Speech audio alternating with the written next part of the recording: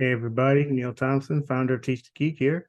I work with technical professionals so they can present more effectively, especially in front of non-technical audiences. And you can learn more about that at teachthegeek.com. Again, that's teachthegeek.com. And as always, remember to like and subscribe to this YouTube channel as every bit helps. When it comes to giving a pitch presentation in front of potential investors or at a pitch competition, there are certain slides that you need to have in your slide deck to really make it a useful presentation to the people that are judging the presentation. The first one is you really want to make sure that you're clear on whatever problem you're solving. I mean, it's so important that people understand very clearly what problem you're trying to solve. And you really want to make it so that you use simple language. You don't want to use too complicated language that people have to think too hard about what it is you're trying to solve, especially if you're in a pitch competition. I mean, you do that and you likely will not win because people are not even sure what they're judging you on. So make sure that the problem that you're solving is very, very clear from that slide. And another slide you want to have is your solution. Your solution has to talk about what you're going to do to solve this problem, and then also what is going to differentiate you from whatever is being used to solve the problem currently, if anything at all. So you definitely want to make that clear that your solution is going to be better than what's already out there, and it's going to be better in what way? Better in quality, better in cost, better in some other metric, or maybe a bunch of different metrics as to or efficacy. All is going to be better than what's currently out there. So you definitely want to hit that on a slide about your solution.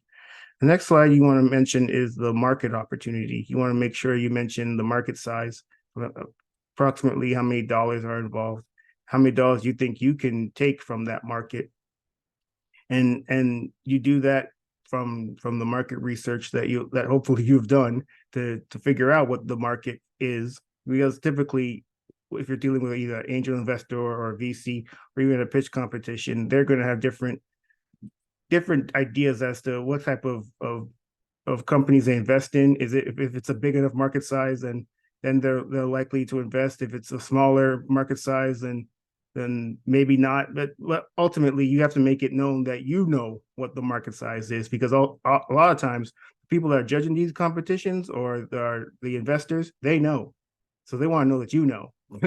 Because if you know, well, then you've done your research, and if you've done your research, then maybe you're a better bet to invest in. That's really helpful. So make sure that you know what the market is and what you can possibly do in the market. Next, you on another slide, you want to have what you've done so far with the company.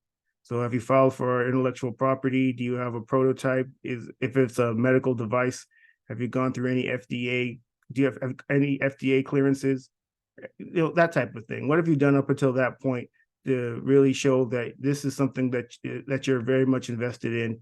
Because ultimately, if you're not invested in it, how can you expect others to want to invest in it? So there's that. Certainly things like the milestones, any kind of customer testimonials you may have, and think partnerships that you've been able to build based on your product or service. Essentially, as I said, things that make it known that you're invested in this company as much as you want others to be invested in it. So that could be a slide. Another slide is going to be the team, the people that you're working with on making this company into a success. You wanted to mention who those people are and their backgrounds and what roles they play in the company. And it'd be even helpful if those people are even there. Certainly, you don't have to have everyone presenting at the same time. One person presenting is fine. But if those people are even there, even after the presentation, those people can be speaking to the VCs. Those people can be speaking to the pitch judges. It just shows that you all are in this together, and it's not just a me and me against the world type of deal. Hopefully you have people that are helping you, at least advisors that are helping you in making your venture a success. So you certainly want a slide that has the team and their backgrounds and their roles within the venture. Another slide you may want to have, or that you'll have, is financial projections. Your expected milestones, how much and when you plan on hitting such milestones, and revenue forecasts. That type of information could go on this slide. If you're very early on in your journey, you may not have a whole lot of information to put here, but at least it shows, if you have something there, it shows that you're giving some thought as to what these financial projections could be. And people are not going to hold you to that. I mean, the VCs, the angel investors, they're not going to hold you to these financial projections because they're just that, they're projections. They can change. Things change over time, but at least they want to know that you're thinking about these type of things. So make sure that you have this slide there as well. Another slide you want to have is competition. They want to know that you know who's already out there doing what you want to do, and they want to know how you're differentiated from those people. And oftentimes, if you say you have no competition, they're not going to believe you. Everyone has competition. It's just that have you done enough research to know who the competition is? And if so, please let that be known in your presentation.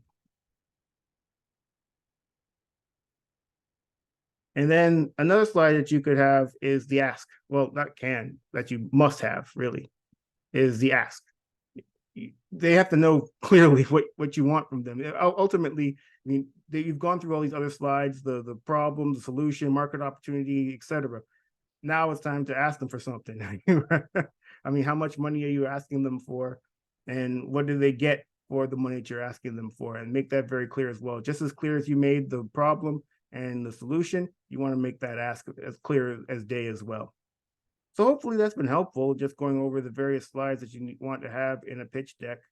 This is very simple to say. Obviously, the execution is more challenging or just more labor intensive than just going over it line by line, slide by slide. But hopefully this has been helpful in just knowing what kind of slides that pitch competition judges, investors are looking for when it comes to giving these presentations. Again, my name is Neil Thompson.